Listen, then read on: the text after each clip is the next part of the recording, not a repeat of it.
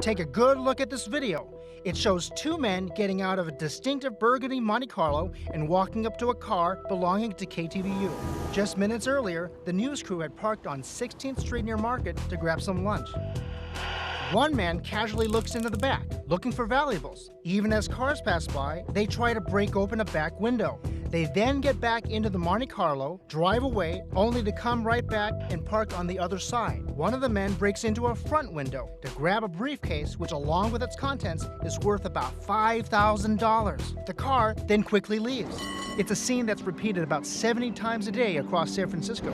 KTVU viewers say they're fed up with a crime problem that seems to have affected nearly everyone in the city in some way. Darlene Gutierrez had two backpacks stolen from under her car seat. You know, you got to pay for a broken window and everything else, and whatever else is stolen, and you don't see anything, you don't get anything back for it. So KTVU decided to follow our own burglary case through the system to see how difficult it can be for the average person to get justice. Our crew filed a police report online the day of the burglary. A week later, like many of you, we still hadn't heard anything. So we returned to the scene of the crime and tracked down this surveillance video and handed it over to police. The video is extremely helpful. It's a high-definition video. We're able to extract the plate from the video. We are working on identifying the suspects and locating the car as we speak. That's right. We had the car, the plate, and the picture of the suspects.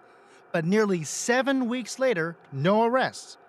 So we asked, what was taking so long? There is a process to doing all the identification to make sure that we get the right people. We pressed them as to whether police had gotten warrants for the men's arrest. Again, I don't want to get into the specifics on this case, although we do have leads that we are following up on. KTVU has been trying to find out why the car burglary problem has reached epidemic proportions. Several months ago, the chief of police and the DA told us that there are cracks throughout the system. They're still not getting any time. They're going straight to probation, and then they're reoffending. The reality is that we have a problem that has increased tremendously in the last year, and there has not been a significant police action on it. Over the last 4 years, the number of car burglaries in San Francisco quadrupled to nearly 26,000 break-ins last year alone. The DA's office says they took action on 80% of the cases they were given, but that number is still only 1.5% of all the car burglaries that occurred. But there's another problem.